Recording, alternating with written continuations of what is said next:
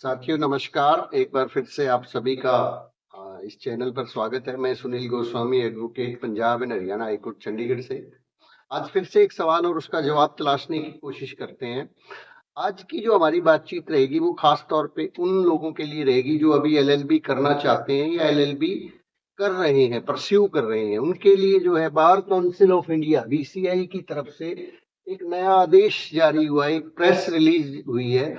उसकी चर्चा हम करेंगे कि ये जो नया नया जो आदेश जारी हुआ है यूनिवर्सिटीज को, कॉलेजेस को, उसके उसके बाद जो है ना उसके इम्प्लीमेंटेशन से क्या वकीलों की मुश्किलें बढ़ेंगी या इससे फायदा होने वाला है। चलिए बातचीत को शुरू करते हैं और आगे बढ़ते हैं। इम्प्लीमेंटेशन, ये जो बीसीआई की वेबसाइट है उसके ऊपर आपको ये मिल जाएगा, प्रेस रिलीज के अंदर ये नोटिस डाला हुआ है। इसमें implementation of criminal background check system, मतलब क्रिमिनल प्रवृत्ति के जो लोग इस पेशे के अंदर, वकालत के पेशे में घुस जाते हैं और माहौल को खराब करते हैं, ये शायद उस चीज को ध्यान में रखते हुए जारी किया गया है। डिक्लेरेशन रिगार्डिंग साइमल्टेनियस डिग्री, भाई एक ही आदमी एक समय पे दो दो डिग्रियां कुछ लोग कर लेते हैं, उसके बारे में है। और regular academic programmes, employment status, attendance, compliance and biometric attendance, installation of CCTV camera in all centres of legal education. और ये जो है अभी 24/9/2024 का ये प्रेस रिलीज हुआ है। इसके अंदर कई सारी बातें कही गई है। सभी यूनिवर्सिटीज के वाइस चांसलर्स को, registrar, dean, faculty, all law degree student, सभी को ये प्रेस रिलीज है। तो सब्जेक्ट जो है वही इम्प्लीमेंटेशन की क्रिमिनल बैकग्राउंड, और फिर में check system, declaration regarding simultaneous degree, bar council. अब चलिए आगे बढ़ते हैं। Bar council of India in response to judicial observation, judiciary ने बहुत बार जो है ना इस प्रोफेशन के बारे में कई बार टिप्पणियां की है, और उन टिप्पणियों को बीसीआई ने शायद सीरियसली अब लिया है, और उसके बाद जो है ना ये प्रेस रिलीज जारी की गई है। तो ये जो है इसमें जो जो पॉइंट्स है मैं आपके सामने रखता हूँ। सबसे पहली चीज, बार council of India in response to judicial observation regarding the need to monitor the antecedents and backgrounds of law students। Antecedents और बैकग्राउंड उनका क्या है, इस चीज को ध्यान में रखते हुए जो है चेक सिस्टम बनाया, और mandates declaration concerning the pursuit of simultaneous degrees. Next जो है इसके अंदर required to incorporate biometric attendance system शुरू किया जाएगा, सीसीटीवी। सबसे पहली चीज पर आते हैं criminal background check. Ethic law को जो है ना, ये जो प्रोफेशन है इसको नोबल प्रोफेशन कहते हैं, ये एथिकल प्रोफेशन है, और एक किस्म से सेवा भाव का इसके अंदर बहुत महत्व रहता है। इसको बड़ी ऊंचे दर्जे पे देखा जाता है। तो एथिक्स को मेंटेन करने के लिए लॉ स्टूडेंट्स को एक क्लीन क्रिमिनल रिकॉर्ड होना चाहिए। भाई कोई क्रिमिनल बैकग्राउंड का व्यक्ति वकालत में ना आए, तो उनका क्लीन होना चाहिए। Students are now required to declare any ongoing FIR, criminal case, conviction or acquittal before the issuance of their final mark sheet and degree. Failure to disclose such information will result in strict disciplinary action। भाई कोई law का student है, उसको final marksheet देने से पहले declaration देनी होगी कि उसकी मतलब उसके अंदर कोई एफआईआर है, कोई क्रिमिनल केस है, कहीं कन्विक्शन हुई है या एक्विटल हुई है। फाइनल मार्कशीट, जहाँ पे ध्यान रखने वाली बात है, यूनिवर्सिटी जो है फाइनल मार्कशीट देगी, उससे पहले वो डिक्लेरेशन देनी है। दूसरी चीज, ऑल सच केसेस, ये जो सारे केस है बीसीआई को, यूनिवर्सिटीज, कॉलेजेस जो है वो अब क्या, उनको क्या आदेश दिए गए हैं कि वो ये सारी इंफॉर्मेशन जो है बीसीआई को, ये मेल आईडी है उसके ऊपर जो है ना ये सारी इंफॉर्मेशन बीसीआई को प्रोवाइड करेगी। दूसरी चीज, simultaneous degree and regular academic programme, जो हमारा रूल 6 है लीगल एजुकेशन 2008 का, उसके अंदर ये प्रावधान है कि students are prohibited from pursuing more than one regular degree programme simultaneously. मतलब एक ही टाइम में आप 2 रेगुलर डिग्रीज नहीं कर सकते, तो उसको प्रतिबंध किया गया है। तो यहाँ पे जो है ना ये डिक्लेरेशन देनी होगी कि उसने जो है इस एलएलबी के प्रोग्राम के दौरान, जो उसकी एलएलबी का कोर्स है 3 साल का या 5 साल का, उस कोर्स के दौरान कोई रेगुलर कोर्स उसने नहीं किया है। तो ये वॉयलेशन अगर फाउंड पाई जाती है तो उसको फाइनल मार्कशीट इशू नहीं की जाएगी।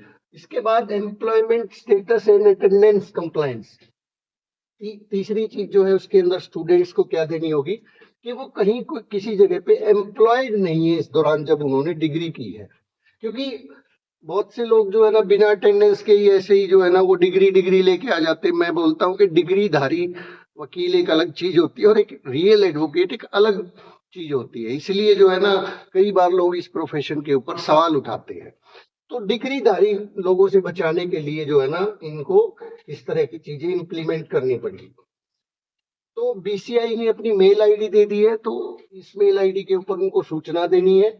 और इसके बाद बीसीआई का जो डिसीजन होगा, before issuing the final marksheet and degree to such candidates, failure to report employment status will result in the withholding of the final marksheet. मतलब अगर वो इस तरह की जो ये रिक्वायरमेंट है वो अगर नहीं दे रहे हैं, उसकी इंफॉर्मेशन नहीं दे रहे हैं, तो उनके खिलाफ सख्त कार्रवाई यानी कि उनकी डिग्री जो है फाइनल डिग्री उनको जारी नहीं की जाएगी।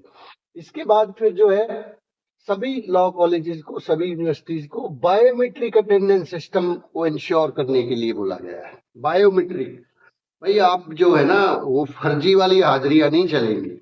अब जो है वकालत करनी है तो पढ़ के ही एक वकील बने, ये मंशा मुझे लगती है बीसीआई की तरफ से, जो बहुत अच्छी पहल है। इसके साथ साथ जो है कैमरेज जो है उसके अंदर रिकॉर्ड, उसके अंदर परमिशंस के अंदर लगाए जाए और उनका 1 साल के लिए जो है रिकॉर्ड रखा जाए, ताकि किसी तरह की कोई जांच और कोई अटेंडेंस या किसी कंडक्ट के बारे में अगर कुछ है बात, कोई इश्यू खड़ा हो रहा है तो उसके बारे में जो है पता लगाया जा सके। तो इसके बाद जो है ना thorough criminal background check on each student before issuing the final marksheet and degree.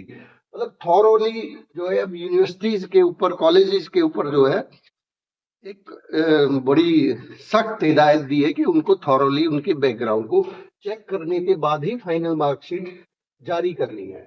अगर कुछ जो लोग फेल टू, अब जैसे students who fail to disclose their criminal background so and so, तो ये क्या, इससे क्या होगा, इससे उनकी जो मार्कशीट और डिग्री है वो विदहेल्ड कर ली जाएगी, उसको नहीं दी जाएगी वो डिग्री, और उसके बिना कोई वकील आगे बन नहीं सकता।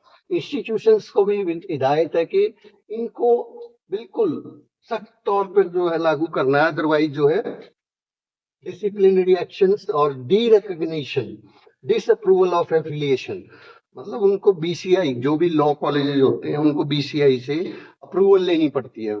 टाइम टू टाइम बीसीआई उनकी चेक भी करती है कि स्टैंडर्ड ऑफ एजुकेशन क्या है। अगर वो इसको फॉलो नहीं करेंगे तो उनके इंस्टीट्यूशन जो है डी रिकॉग्नाइज हो जाएंगे, डिसअप्रूव हो जाएंगे और जो है टोटल खत्म।